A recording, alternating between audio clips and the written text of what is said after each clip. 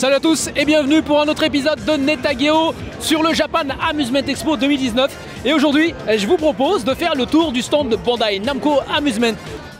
Le stand de Bandai Namco Amusement était le plus varié du salon, avec plusieurs nouvelles bornes. Sword Art Online, Arcade, Jeep Explorer, JoJo Kimi no Boken, Last Survivor, Poker Stadium, Tekken 7, Fated Retribution Round 2, ainsi que Kido Senshi Gundam Extreme Versus 2, sorti récemment, et la prochaine version de Taiko no Tatsujin. Un espace réalité virtuelle et Nigekiru, une attraction sportive. En deuxième partie d'émission, on fera un tour dans le stand de Bandai Namco Technica.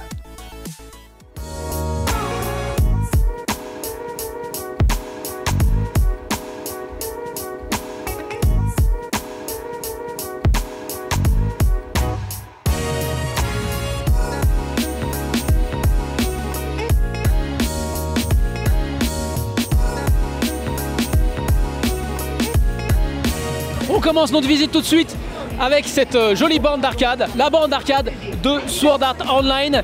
Donc Sword Art Online Arcade Jeep Explorer, c'est un jeu d'aventure, un action RPG on va dire, avec une équipe de 3 personnages. Bien sûr des personnages comme Kirito, Asuna, donc des personnages de la série. Il y a pas mal de choses à dire sur cette borne. Tout d'abord, on peut jouer en réseau jusqu'à 3 en même temps. Donc c'est du coop, chaque joueur a sa propre team de 3 personnages. Cette machine utilise un système de cartes à collectionner. Les objets obtenus en fin de partie peuvent être imprimés depuis un terminal à proximité des bornes. Ensuite, on peut scanner ces cartes pour renforcer les personnages. La borne se compose principalement de 3 phases. Une phase aventure. Quand je dis aventure, c'est aventure texte, hein, c'est-à-dire qu'il y a les personnages qui vous parlent. Une fois que vous avez fini d'écouter la conversation des personnages, vous passez dans le mode action-aventure, c'est de l'action.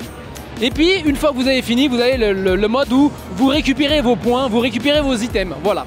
Fondamentalement, c'est comme ça que ça marche. Pour ce qui est du contrôle, à gauche, vous avez un stick vous permettant de contrôler le personnage principal, à savoir que avec les boutons du fond, vous pouvez changer de personnage, un peu comme Ease, parce que chaque personnage a un type de coup différent. Vous avez un personnage qui plante, un personnage qui coupe, et un personnage qui martèle. Donc, en fonction des monstres, vous pouvez changer de personnage. Chaque bouton correspond à un personnage. Il suffit donc d'appuyer sur le bouton d'un personnage pour que celui-ci frappe.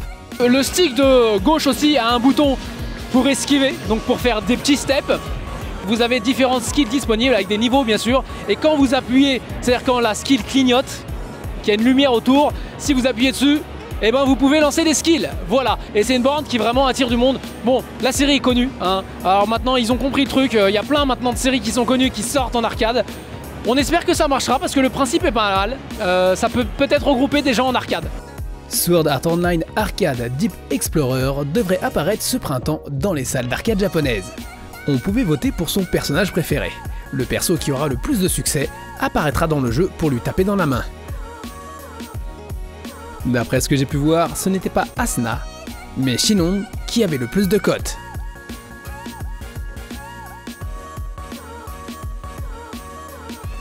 Allez, on rentre à l'intérieur, on s'enfonce pour la bande d'arcade qui attire le plus de monde aujourd'hui, qui est juste derrière moi, la bande d'arcade de JoJo, donc JoJo Bizarre Adventure, JoJo Kimi no Boken, Last Survivor. Cette bande d'arcade est un Battle Royale. Vous pouvez vous battre jusqu'à 20 personnages en même temps dans la même map. Et les personnages qui sont disponibles dans ce jeu, ce sont des personnages qui sont du tome 3 au tome 5, donc des personnages très connus. Vous pouvez utiliser des stands pour vous battre, et c'est quand même assez proche d'un TPS, c'est-à-dire qu'il y a beaucoup de coups à distance. Il n'empêche que c'est du JoJo, graphiquement c'est pas mal, hein, on sent un peu le trait de l'animé, et la borne devrait sortir pour cet été au Japon. J'aurais aimé vous donner plus de détails, mais je n'ai malheureusement pas le droit de vous montrer des images du jeu. Alors on passe juste à côté, avec cette fois-ci du poker, avec une borne d'arcade de poker, et ouais, qui s'appelle Poker Stadium. C'est une borne d'arcade qui permet de jouer online. Vous pouvez affronter jusqu'à 6 personnes en même temps. Il y a un écran en bas qui permet vraiment de voir ces cartes et de déplacer ces cartes vraiment comme si on jouait au poker. Au passage, les mouvements exécutés avec l'écran du bas sont reproduits en temps réel par notre avatar visible des autres joueurs. Et il y a des personnages, toute une ambiance, une mise en scène. Et à ma grande surprise, eh ben, ça attire du monde, parce qu'il y a pas mal de monde qui cherche à jouer à cette borne. Alors la borne devrait sortir pour ce printemps au Japon.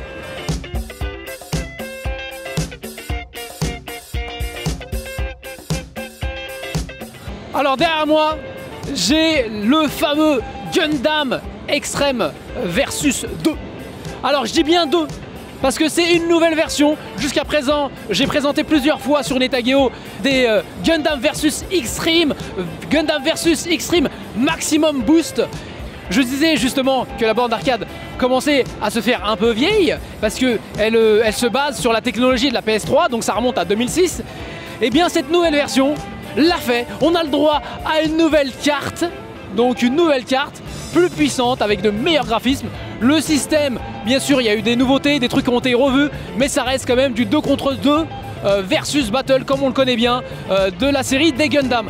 Le petit truc qui est intéressant, c'est que cette borne là est déjà disponible depuis octobre 2018 au Japon.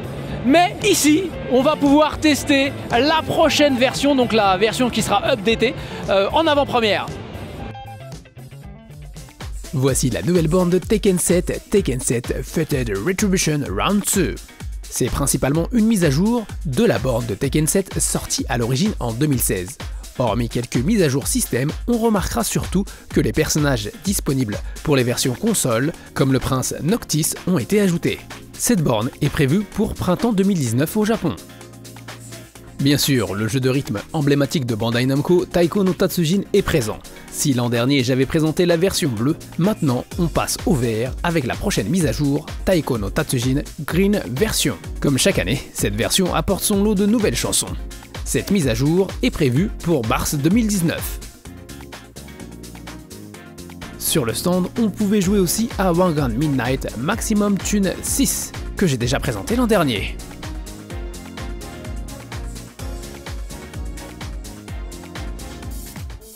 Allez, enfonçons-nous plus dans le stand. Bon, maintenant on est à l'intérieur du stand, hein, donc vraiment au beau milieu du stand. Alors là, ça devient tout de suite plus difficile de se déplacer. Alors on va essayer de venir par là. Alors, ici c'est la zone VR, donc vous avez un certain nombre d'attractions VR. Oula, j'ai du mal à dire attraction. Bref, j'en profite pour vous montrer brièvement quelques-unes des attractions VR présentées sur le stand. Godzilla VR, qui nous met aux commandes d'un hélicoptère pour faire face à l'immense monstre radioactif qui est en train de ravager la ville. Passons à Rapid River, un jeu de rafting qui se joue à 4 en même temps. Muni d'une pagaie, on est poussé par des courants nerveux. Là encore, assis sur la machine, avec le casque VR, les sensations sont là.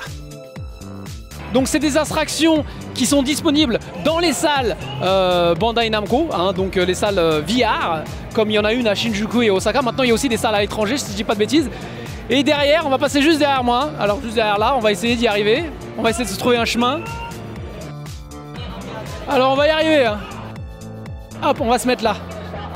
Alors derrière moi, cette espèce de terrain de course. Ce jeu s'appelle Nigekiru.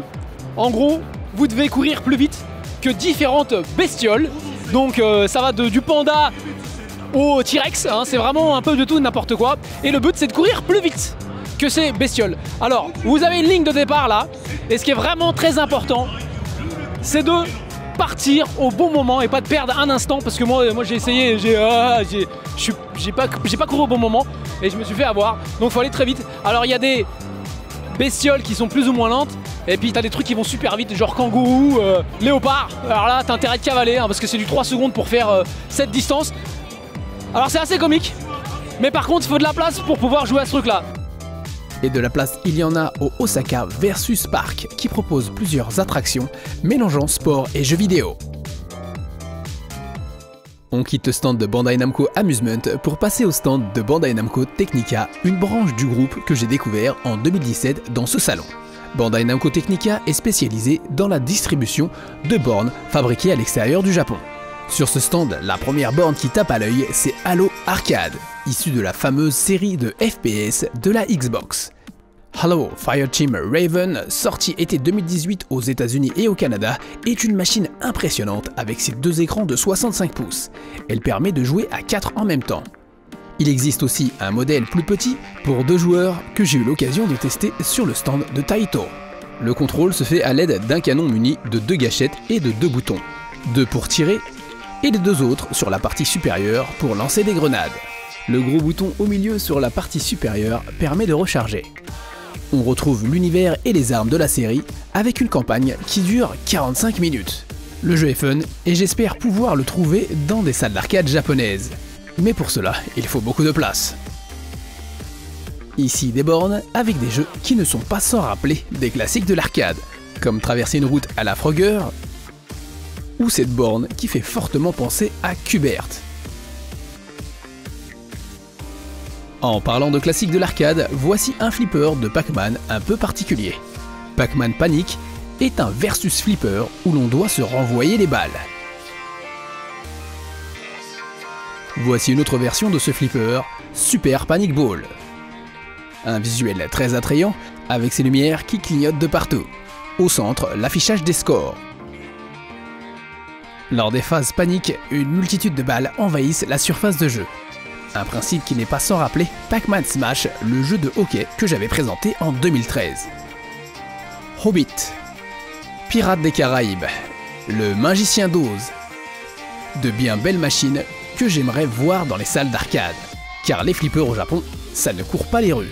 Mais ces derniers temps, le rétro revient en force. On voit de plus en plus de machines mélangeant l'analogique aux jeux vidéo. C'est le cas de Mizudeppo Daiboken, ou la grande aventure Canon à eau. Un jeu de tir à jet d'eau sur le même principe que Submarine Rescue que j'avais présenté l'an dernier.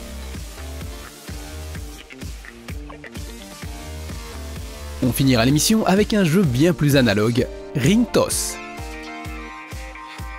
Il faut lancer des anneaux sur les bouteilles. Les bouteilles les plus au fond donnant le plus de points. Voilà, on a fait le tour de la plupart des machines présentées sur le stand de Bandai Namco Amusement et Bandai Namco Technica. Merci d'avoir regardé l'émission jusqu'au bout et n'hésitez pas à partager notre vidéo pour nous aider à nous faire connaître. A bientôt et sayonara!